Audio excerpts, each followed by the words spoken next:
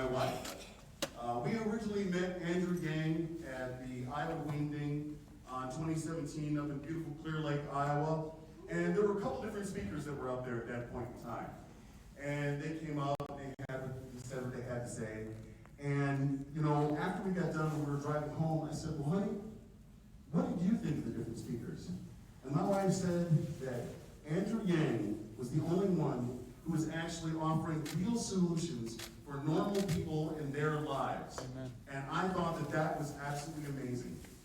So I started looking into him a little bit more. And I started looking into the freedom dividend.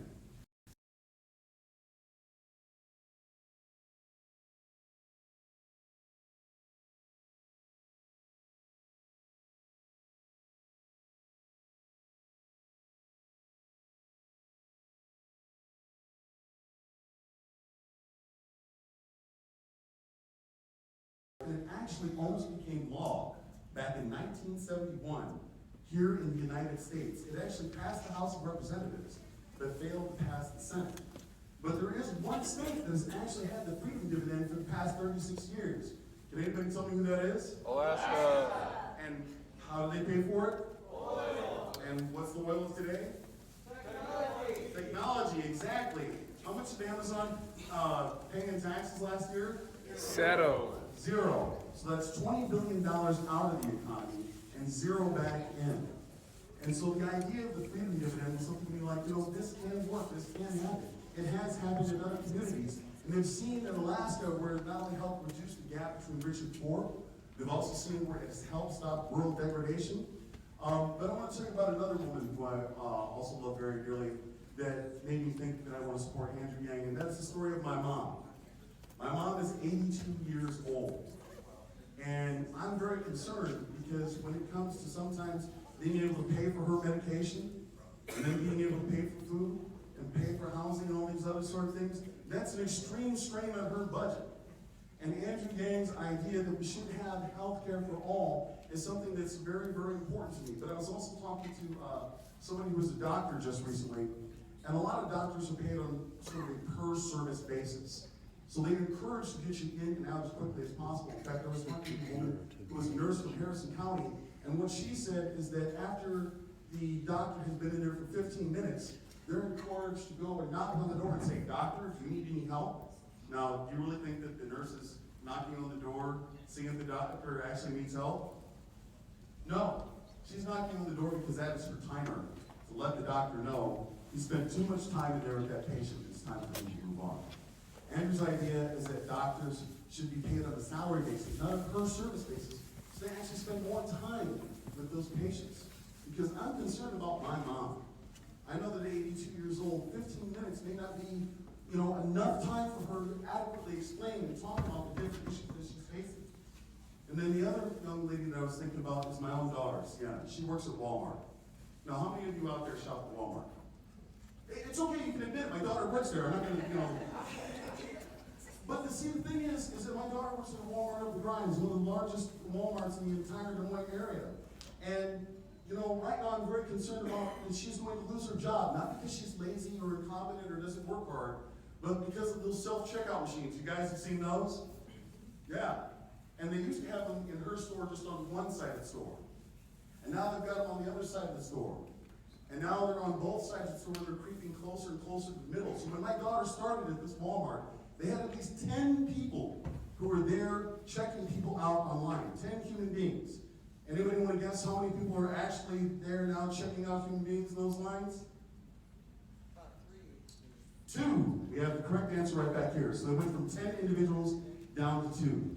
So I'm very concerned about my daughter losing her job due to automation and due to AI taking that job away. And as we know, retail is one of the most common jobs in the United States. Average retail worker is a 39-year-old woman at home with children to feed. And the last woman, and pardon me if I get a little bit emotional during this one, but the last woman was somebody that I met in a tiny little town called Red Oak, Iowa. Now, this was a woman who had divorced her husband because he was a meth addict. You know, she did the right thing. She got out of a bad situation. But then she found herself working 2 different jobs in order to support her and her child. And unfortunately, in a tiny little town like Red Oak, that meant she worked at their local version of what was Walmart, plus a barn, staying there till at least midnight in order to be able to provide for her and her family.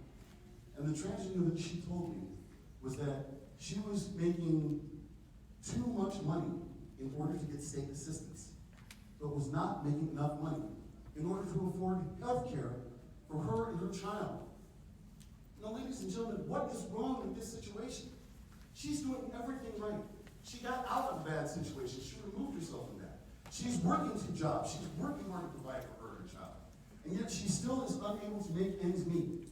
And I thought to myself, with a freedom dividend, with $1,000 a month, this woman will hopefully be able to quit one of those jobs, spend more time with her child.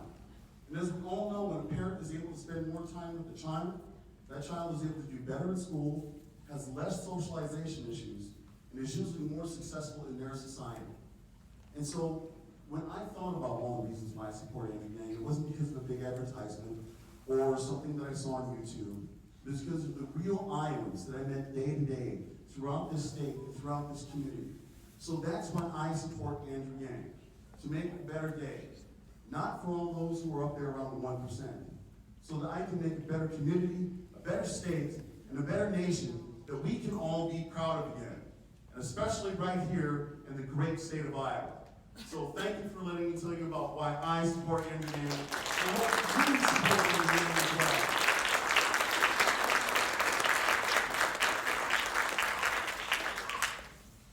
But one of the other things I'd like to do, ladies and gentlemen, is just talk about volunteerism, because we talk about this a lot on the Andrew Yang campaign. When you see some of our different t-shirts, or some of our banners, or some of our signs, they're going to say, humanity first.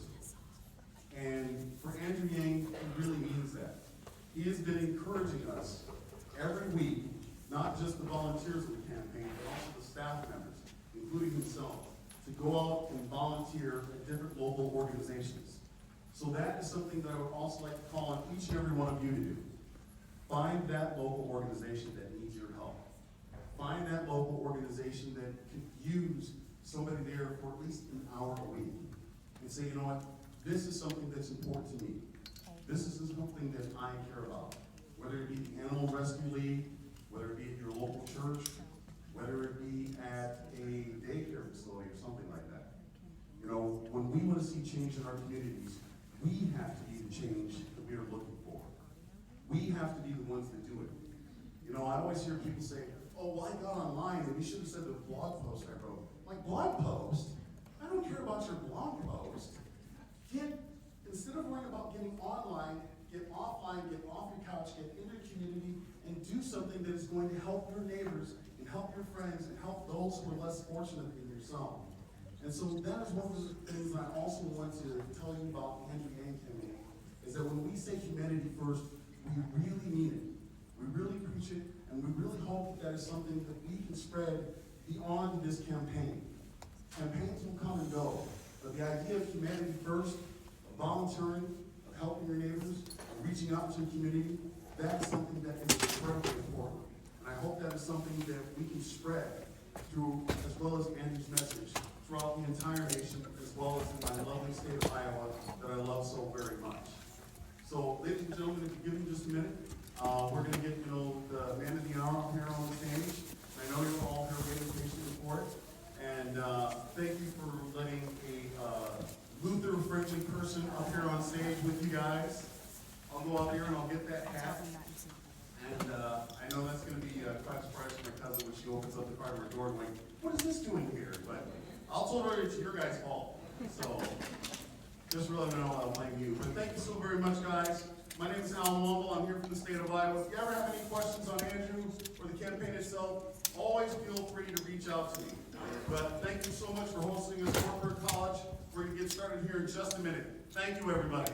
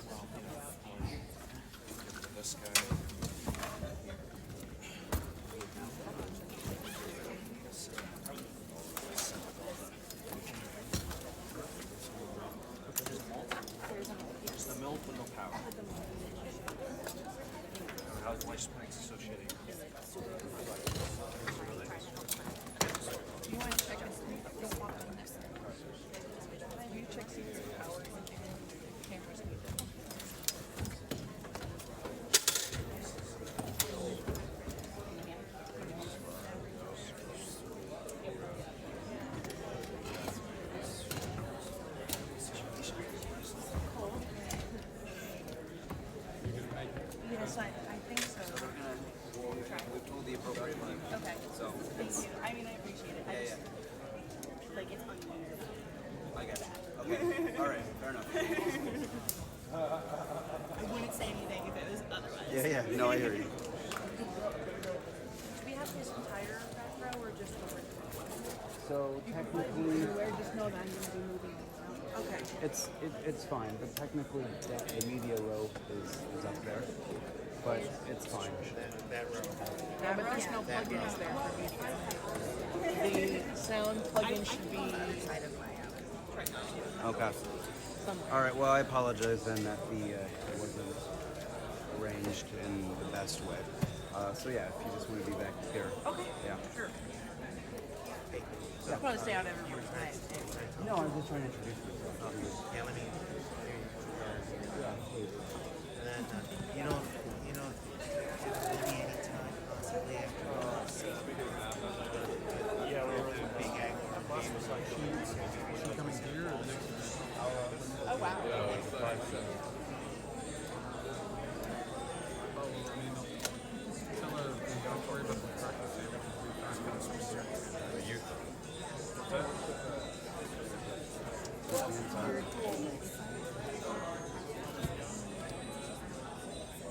I had no idea, bro.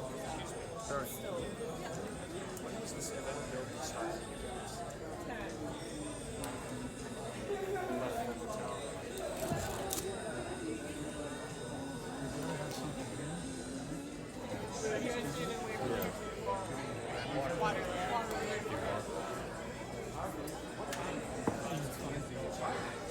Yep, you got it.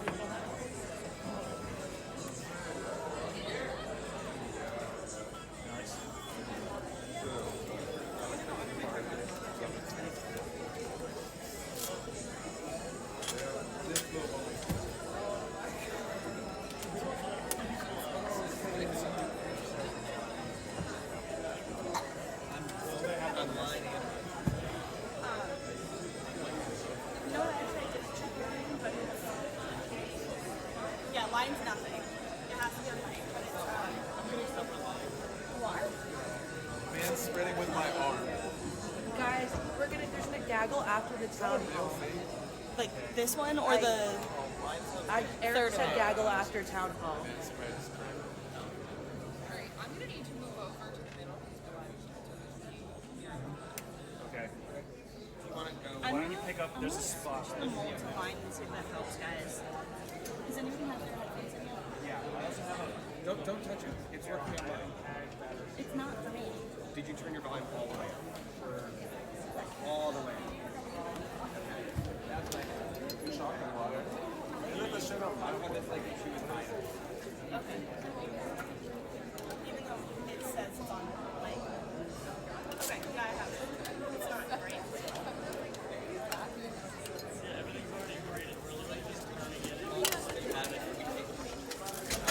Oh, yeah, I mean, I think that should be fine. You have to go to my desk.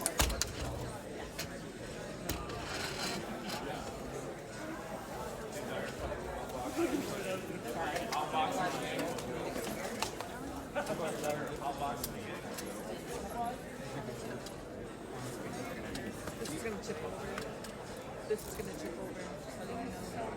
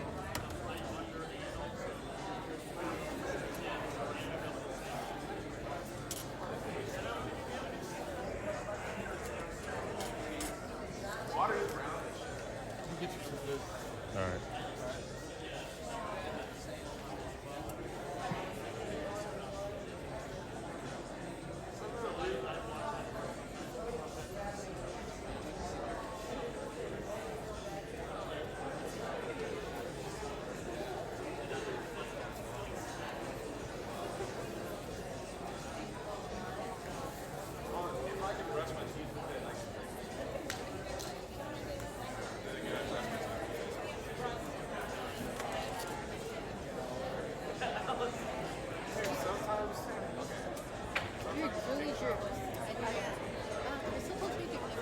Also,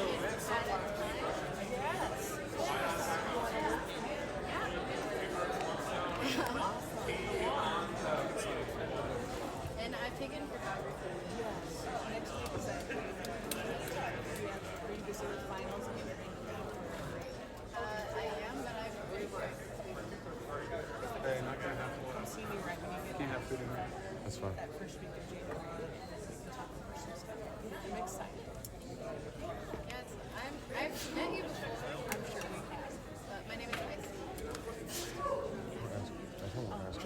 So what we, so I have another student starting next semester. It's going to be in New York. And so we might, because I'm using two really good so this semester would be a great time to start and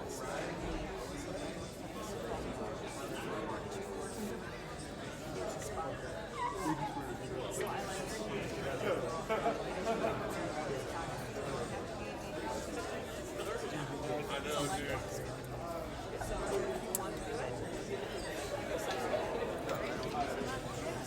whatever the date of this next week, if you have time, great.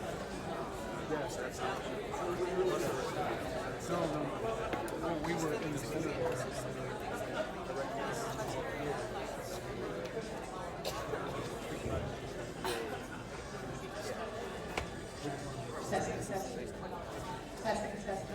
Yep, thank you. Yes, thanks for reaching out. Morning, Iowa! Okay, I'm gonna try that again. Good morning, Iowa! I know it's early. Come on, do we want to stand up and do a couple jumping jacks or something first? We didn't do that? Sure, okay, good. Well, good morning, my name is Wendy Hamilton, and I am with the Andrew Yang campaign. So excited to be here this morning to facilitate a discussion on faith. Before we get started, I'd like to introduce Pastor Adam Sterrett. He is on the ground here in Iowa. He is a helper with our Iowa Pastors for Yang group. He is going to participate in the moderated discussion today. Would you please help me welcome Pastor Adam?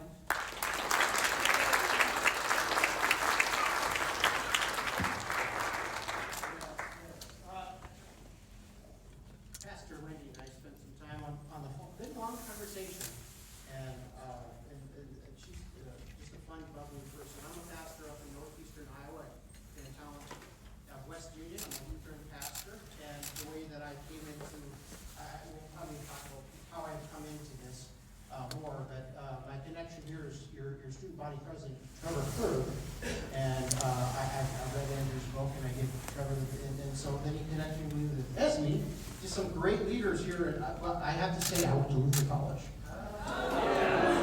So that's a requirement. Is that a bad thing, or is that? Well, to them it's a bad thing. Don't hold against it. Yeah.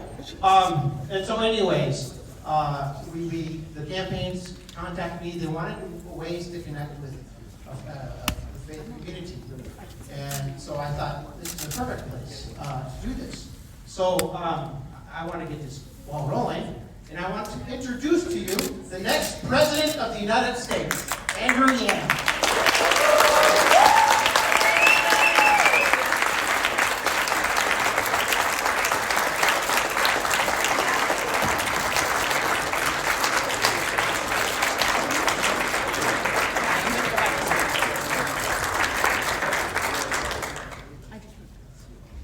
Good morning.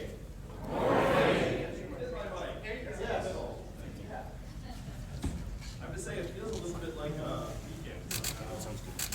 Like on the ride over, I was like, okay, the week is it? That's what happens when you're up for president. I want to thank you so much for coming out. Thank Adam for his leadership and incredible work in that community. And Greg Wendy from coming all the way to DC for joining us for the tour. Excited to get to know you all and talk a little bit more about my own values and journey. Awesome. Well, I'm excited to have this conversation and get this conversation on record. Thank you so much, Andrew. I love being part of the campaign. It's great coming up here from DC. I'm originally from Ohio, so I'm kind of used to this weather. And I got a great chance to see the Hawkeyes and Cyclone play last night. Good game. I don't know who won, I'm not getting that. All right.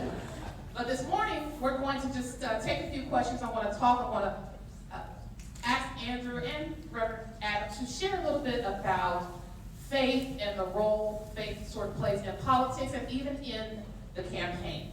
So oftentimes faith-related questions come up along the campaign trail. So we wanted to take a time this morning to talk a little bit more intimately about how faith informs you, Andrew, or informs us even as ministers who get involved in the political arena, and to find out more about how faith may feed your vision for what you see happening in the country.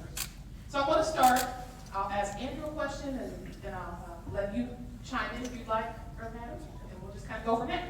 Everybody okay with that? Good. Good. So, the first question will go to Andrew. Andrew, can you share a little bit about your faith journey? I've heard you talk a lot about in some instances having grown up in secular household. Could you elaborate on that a little bit more? As you said, I did grow up in a secular household. My parents met as graduate students from Taiwan. So they met out west in California, and then I was born in upstate New York. And I thought about it, I cannot remember my parents ever actually talking about their own religion growing up. And yet as a young boy, I had this instinctive faith in something bigger than us, God, a higher power. And many of my relatives were Christian. So what we would do is sometimes for various major holidays, we would go to church and service.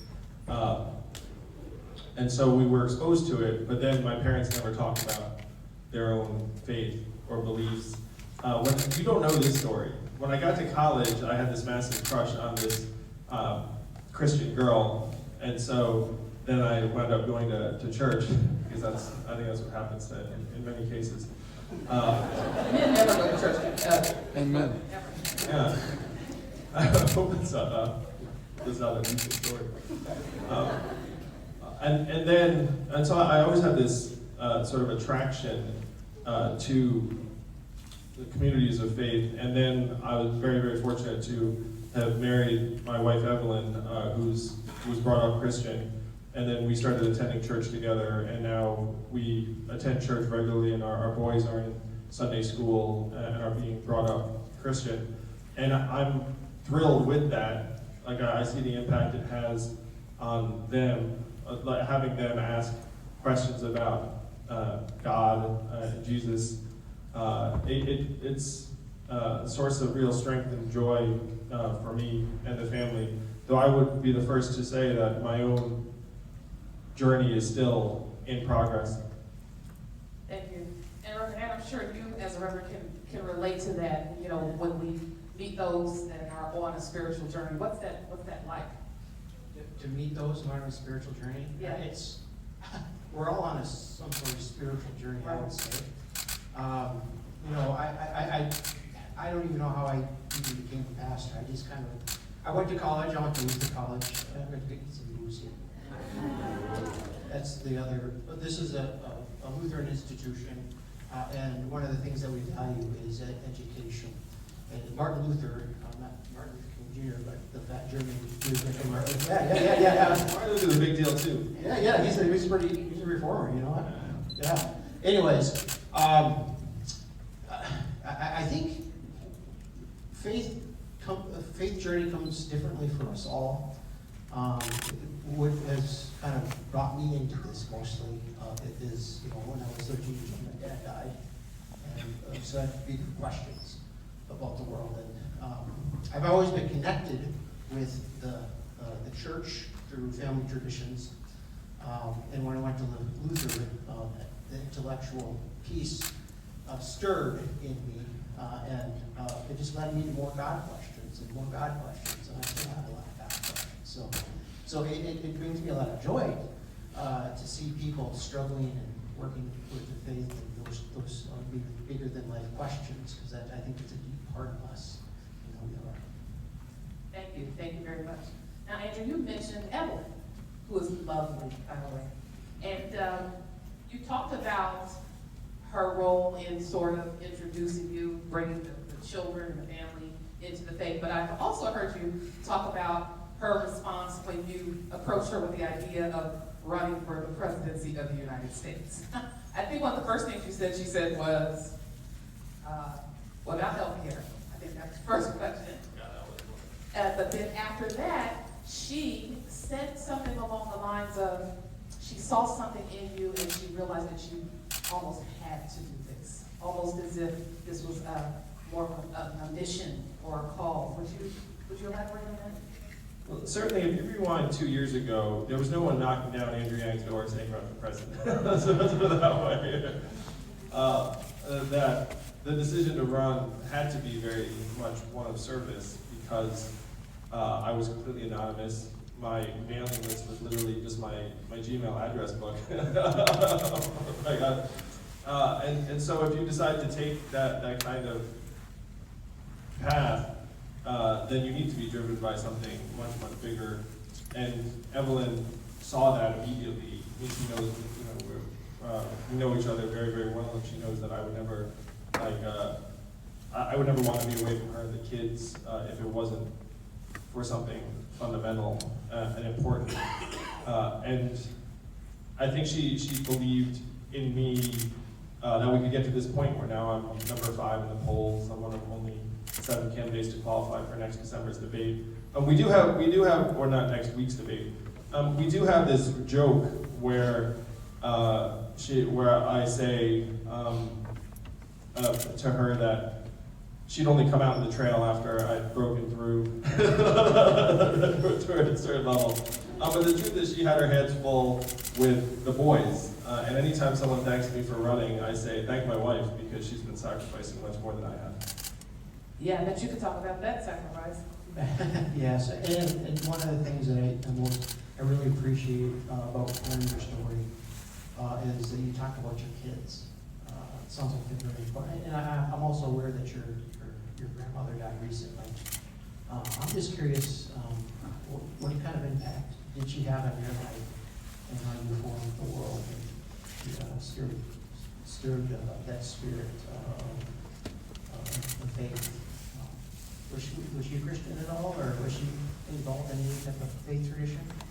My grandmother was not Christian.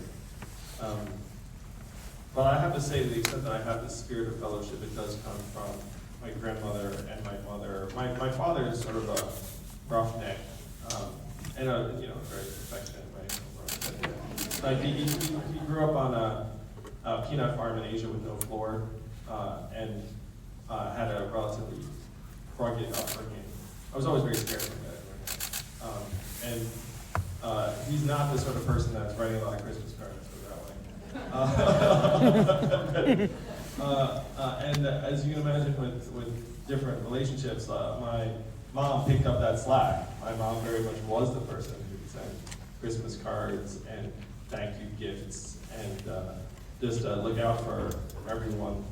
And so to the extent that I feel that spirit of fellowship is from my grandmother, my mother, that side of the family, for sure. Yeah, and we do. We bless your grandmother. We certainly bless your family for allowing you to make the sacrifice of And people have been wishing me condolences for my grandmother's passing. And I'm obviously very sad because my mother is sad. At the same time, she was 95 years old, had 6 grandchildren, 6 great-grandchildren. Was in a lot of pain down the stretch. And so her passing seems like as much of a blessing as anything else. She was surrounded by family. It was very, very touching where the only thing she did in terms of actually getting her attention and energy up was watching me in the debates. If you can imagine watching your grandson on the debate stage. But so when people console me, I have to say, I genuinely feel like she's in a much better place now. She's happier, healthier, and she'd lived as full a life as one could hope for. Wonderful. So, to the campaign trail then, and the role of faith, how have you, if at all, seen faith or spirituality playing out on the campaign trail, either for you or in some of the meetings that you had or relationships that you formed?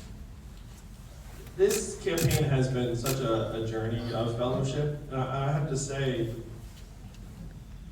that people underestimate how human running for president or running for any political office is. How many of you have always like run for political office, even locally?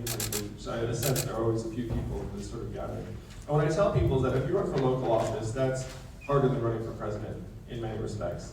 Because people know exactly who you are, they know where you live, they're gonna see you in the grocery store, and if you don't show up to something, they'll notice and miss you. Whereas for me, frankly, if the presidential candidate doesn't show up to something, no one notices. Like, yeah, he's someplace else. So when you run for office, it's much more, and you all know this, like people sometimes attribute some kind of vainglorious motivation to a political candidate, and you have to try, I wish you could all say to them, being like, you would have to be a really terrible human being to do this for some kind of ego-driven reasons, because it's much more ego-punishing than ego-gratifying most all the time, you know what I mean? Like, so you end up with many periods of reflection, where you're looking at yourself and you're saying, why am I doing this? But in the case of this campaign, I have felt buoyed and invigorated by other people everywhere I've gone. And that was even true when the crowds were like, the crowds were like 4 or 5 people instead of 400 or 500. I have to say that Iowa has been responsible for this campaign's growth in such fundamental ways. This is my 23rd time in the state. I've been coming here once a month for the last 2 years, essentially. And it was an Iowa newspaper that first included me in a poll. Just even to include my name in the poll was actually a very big step. That's a big deal. It was. It was Des Moines Register, and then CNN takes its cues from the Des Moines Register, and so they're like, I guess this guy's now on polls. And then other people looked and said, he's on their poll, so I guess he should be on our poll? So the sense that this campaign has been driven by the people here in Iowa, the people of this country, certainly not me, has been with us the entire time and has been fueling our success and growth. Pastor Hannah, was there anything in particular that resonated with you regarding the campaign that garnered your support? Well, you have to understand, I've been pretty apolitical my whole life. I was once a Republican, never been a Democrat, and probably the majority of my life, I've been very stubborn, independent. We're close to the same age, so that's kind of the extra, rebellion type of a thing. But I have, in my work, I've been working with demography and just paying attention to all the different shifts in society, how technology has affected those shifts. And I was just listening, I was going to bed and I was listening to a Joe Rogan podcast. And a lot of people have kind of come into attention with Joe Rogan's podcast. And I said, man, this guy really thinks. And I really like the way he thinks. I like the way he thinks about the problems differently. And I like to think, I love the way he does the solution. So that led me into buying your book. I bought it on Amazon, actually. So everyone does, man. I use the Amazon link. Yeah. Anyways, I'm actually gonna do Barnes and Noble. Yeah. So I read your book, and it sealed the deal for me. It scared the crap out of me when I read the first half of the book, and when I read the second half of the book, I just felt this overwhelming sense of hope that there's something new and different coming. And so I gave $20 to your campaign. I said, I got to give this guy a shot. Whoa, $20. That was early on then too. You were OG. Yeah. I was one of the, and so I gave $20 to your campaign, and that spurred somebody from your campaign. I thought he was your relative or something. Ping Yang called me, and they did staffing housing. And Not related. Not related. Yeah, he told me that. So I had a lot of fun with him. By the way, I've been working with this campaign just off and on with her staffers, Al and Nancy, and there's a Maggie, and this is a super fun group of people to work with. I've had a lot of fun doing this. That brings me a lot of joy. And this has to be the campaign of humanity and joy. I'm so glad you've had that experience. I like your humanity, your focus quite a bit. And the solutions I've been following UBI, I had to look them up, but I read research by a Guy Standing. I know you use Andy Stern quite a bit about UBI. Guy Standing makes kind of a social justice argument for UBI, and that's kind of the centerpiece of your campaign. It's not. I hear clearly what you're with UBI is this is an essential piece to your campaign, but it's not the solution. It's so per se. It's a piece of the puzzle that moves us towards a more whole country. So the guy this guy. Guy, yeah, he's an English professor in England, and this guy, this messes me up. But he makes the argument from a social justice standpoint. He's done research, over 30 years of research, and he's gone into villages, and what this has done to the villages, and it completely took the stigma away. Some people were having bigger huts than other people's huts, and there was no resentment with this. And I found that fascinating. So, I had the privilege of sitting with Martin Luther King III after the last debate in Atlanta, and he talked about how this was his dad's vision. Imagine being able to refer to Martin Luther King as dad. When he said that, I was like, Dad, wow. But he talked about how, from a social justice standpoint, putting economic resources into people's hands, it fulfills the vision where everyone is loved, everyone has value, we're all responsible for each other. And so I came to it from a combination of places where I'm a numbers guy, and I looked at the numbers and I said, this is shocking and horrifying. We are going to push millions of Americans into distress, and that we're in the midst of doing so right now. But then from a values perspective, this is something that people have been fighting for decades. And I talked to Evelyn, my wife, about how could you go from Martin Luther King championing it in the 60s, it's mainstream, 1,000 economists endorse it, to it takes the far out futurist Asian guy to try and drag it back into the mainstream 50 years later. What happened in those 50 years? And Evelyn and I concluded that what happened was that we confused economic value and human value over those 50 years and got collectively brainwashed to think of ourselves as economic inputs or economic actors, and that if you don't have economic value, you no longer have any value. And so you have a society that ends up putting the pressure on individuals and say, what's that, your factory closed? Well, you know, that's on you, like adapt, or something ridiculous. Or what, your coal mine closed? I guess we're gonna try and turn you into coders. The entire thing is premised on the fact that our value is determined by what the market says it is. And that's a relatively recent invention. We did not think that 50 years ago, but we think that today. So then that leads into my next question, which was, which of your policies in particular do you believe that's resonated with communities of faith? And would you say the universal basic income certainly would be one of those, or what other? Well, certainly alleviating poverty is something that I believe many religious communities would agree with based on scripture. And the non-religious agree. Like many people just look up and say, in the richest, most advanced country in the history of the world, we should eradicate poverty. We have the resources to do so. It would alleviate untold human misery, would make us stronger, healthier, improve relationships, decrease domestic violence. So these are things that I think that we can agree on. But to me, the other thing that's getting lost is this confusion between human flourishing and economic progress.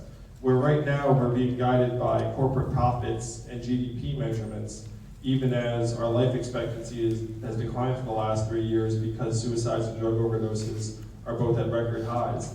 Also at record highs, stress, anxiety, depression, mental illness, financial insecurity, student loans.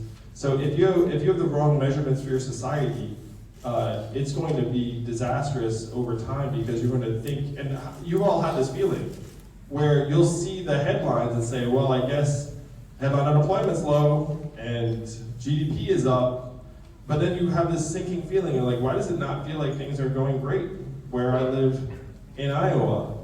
Your feelings are right, the numbers are wrong.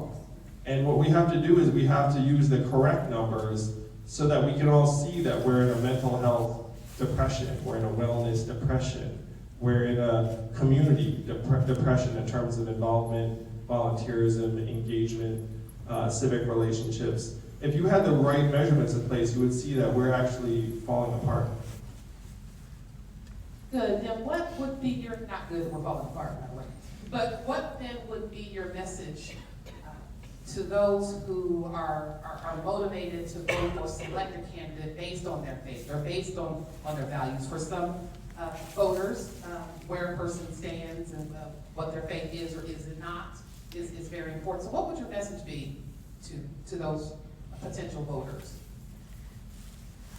I would say for them to search their hearts and determine what their own values are, and then support a campaign or candidate that has a vision that aligns with your values.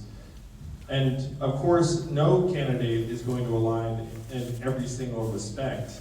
And I don't think that should be necessarily the expectation or goal. But then what are like the very big things that you're concerned about, and how can we actually make progress, not at the margins or the edges, but in a way that would allow us to really look our kids in the eyes and say, we're going to leave you a country, a society, a community, a planet that we're proud of. Because unfortunately, many people feel the same way you have, until recently. I don't makes me very grateful. Where politics is not that relevant, and it's like these arguments are happening between like these particular bounds, and people are fed up.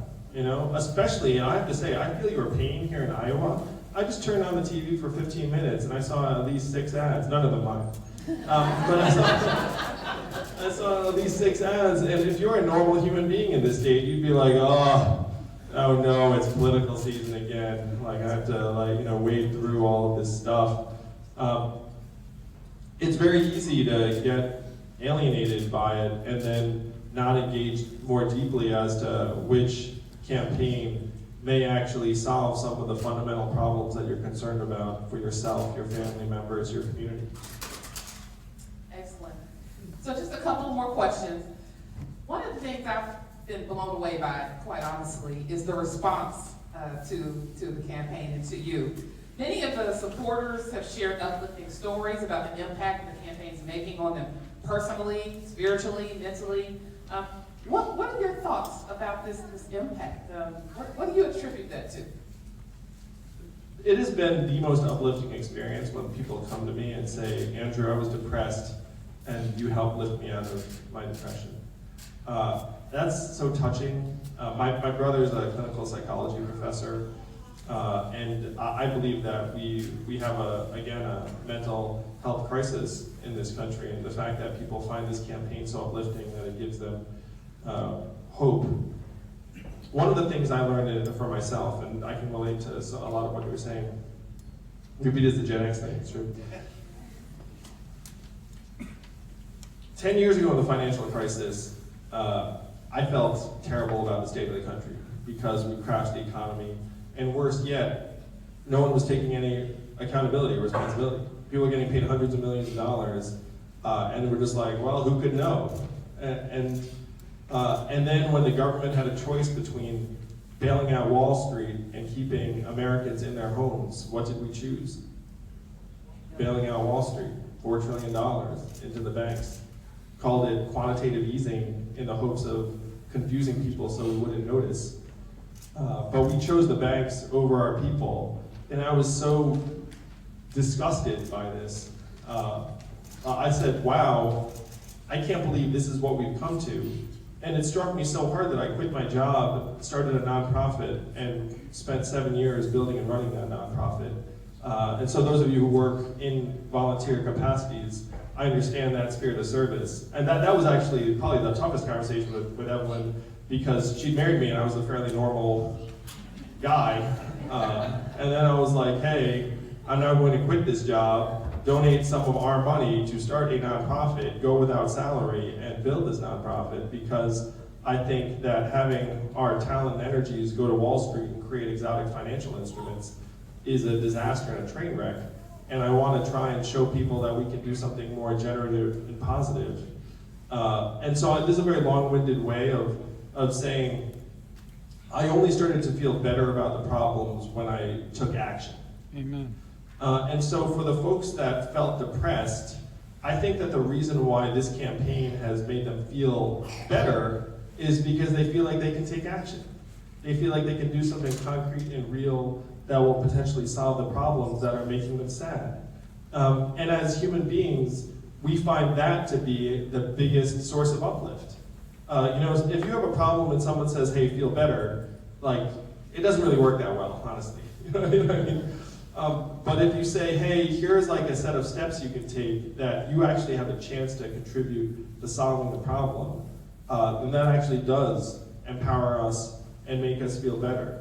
That's the only way I found I could feel better about the problems that are facing the country, is doing something about it. Awesome. Pastor Adam, humanity first is the tagline, and you mentioned that earlier. When you hear that, what did you hear? What do you hear in that? I kind of take a little theological stint on it, seeing the Christ in others. And I guess I kind of want to build on what you were reflecting on, Andrew. I after my journey of reading your book and giving $20, I joined this social media group, Yang Yang. I guess I'm a Yang Yanger now. Yeah. I ran into libertarians. I kind of considered myself somewhat of a libertarian at one time. And progressives and ex-Trump supporters, and just the humanity piece is just the respect, the value that everybody has is felt in the conversations. And if somebody says something kind of off color, there's creative ways to kind of bring that into alignment. And I see that, and the creativity that has happened there's a guy, apparently there's somebody making a video game of you. I don't know if you do that. Yeah, that's pretty sweet. I was joking, saying I know which character I'm going to play. Yeah. I guess I saw have a tattoo on the back of your leg. Yeah, it just unleashed this great sense of creativity and hopefulness, and it's just been really kind of fun to watch that and see that unfold and kind of be a part of that. It's been fun for me. You get out. I think one of the most gratifying comments I saw was, if Andrew Yang can unify the comment section of a YouTube video, he can unify the country. There's country music songs, country music songs, rap songs, and it's just going everywhere, and it's just really neat. It's something to see. Well, I want to wrap up then with this, Andrew, and then I'll give you a few minutes to just kind of close out if you like. At the end of the day, you mentioned it earlier, running for president is really hard. It's really hard. It's very taxing. What keeps you going? It is the people I meet on the trail. It's the fact that people have invested so much of their hope for the future. When I decided to run 2 years ago, I had hopes for the campaign, but I said to myself, like, if this ends with me, the lone voice in the wilderness, 2 years from now, with a group of, two, I would be okay with that. Like, I would live with that, because I would have been true to my values. I would have fought for my country, and win or lose, you can sleep at night. But now, coming on the road and seeing that there are groups of people, we have our own fancy bus that the donors, we have to put their names on the side. What invigorates me first and foremost is seeing that we actually can change the course of history for our country. And history can change very, very quickly, particularly when you're in this magical place called Iowa, where each of you has incredible outsized importance in our political system. So I'm energized by the campaign's growth and the energy and the spirit of the people, the creativity. On a very personal level, I do keep a list of things I'm grateful for on my phone. And anytime I start to drag, I just take it out, and it has like the names of my children, the fact that my parents are still alive and with us. And then some really stupid, trivial things, like my favorite pizza place, like a TV show I enjoy and I haven't watched the end of, like just whatever, like the list of things, and you're like, oh yeah, there are all these like great things in life that that I have to be thankful for. That's something that I found always just gives me a little bit of perspective. Wonderful. So why don't you take a few minutes then and just close out here with the crowd. Thank you. Thank you all, certainly. We have a round of applause for Angela. Thank you all. It's tremendous to be here today. I'm grateful. I have many Christian relatives. Now my family members are Christian. And one aspect of their faith that I've always struggled with is that when bad things happened to them, or in their community, or like a colleague was laid off or something like that, they would say something along the lines of, like God has a plan, or put your faith in God. And then there was part of me that, found that like, oh, that's very uplifting because they have faith. But then there was part of me, this other part, that said, you should actually be angry about that and change that or fight that. It's not necessarily just to like go along with it and then trust that all is God's plan. I'm angry about what's happened in our communities. And it's going to take people of faith unifying with people who have different beliefs to change the things so that we actually can feel good about ourselves, our communities, our family members, our country. This is going to be an act of sacrifice on the part of many, many people, of commitment, of time away from family, of potentially difficult conversations with friends and neighbors. I don't know if this conception is something that my family members who are Christian, who seem very accepting of things, would agree with me on. But this, to me, is what brought me before you here today. This is what has energized my campaign, is that it's not enough to believe we can do better. We have to fight for it. Thank you very much. Thank you, everyone.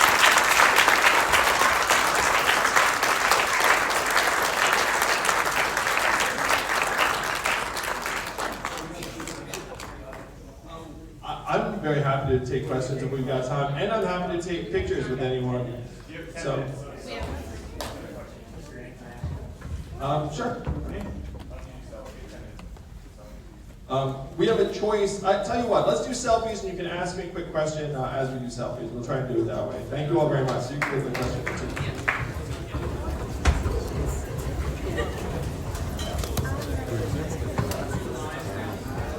Yeah, I got it.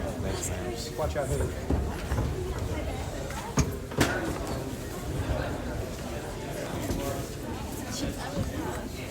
Are you gonna break out with the mic? Not right now. Okay.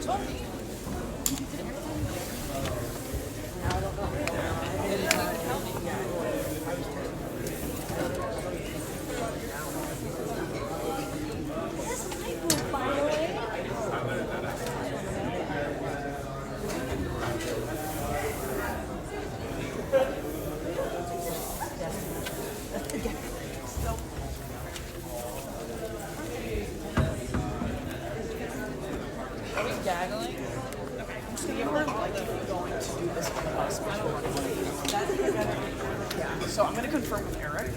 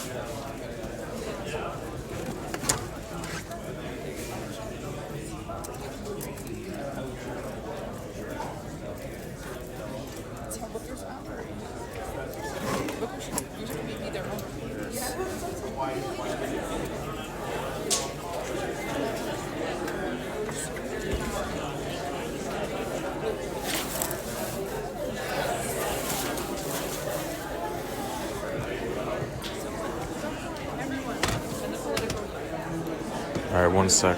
We're gonna be moving up.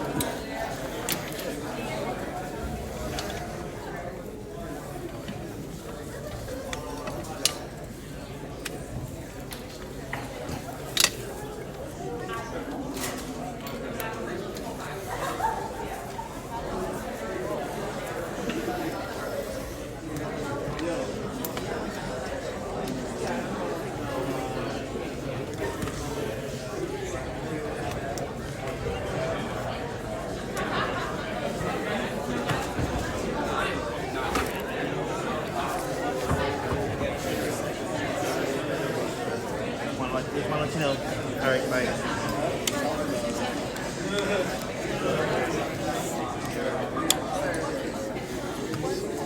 Excuse me. Yeah, I mean, this is like a story in the universe for politics. A little bit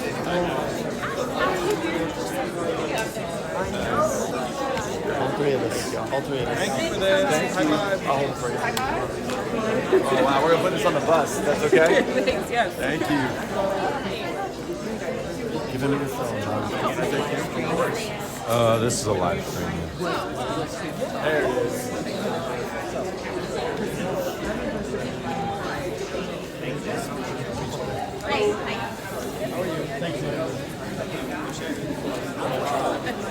Wow, who brought who? 1, 2, 3. Thank you. Thank you. You guys first. Hey, Adeline, you take this and put it on. Just hold on to that. I'll grab it after you. Yeah, sure. 1, 2. It's from our little girl. She's adorable. Here, sorry. It's definitely going on. 1, 2, 3. That's definitely going on.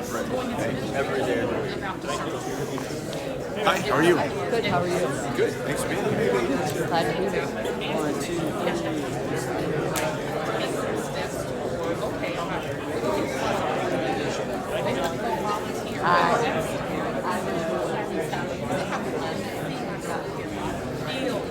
Wow, they did 2 great choices.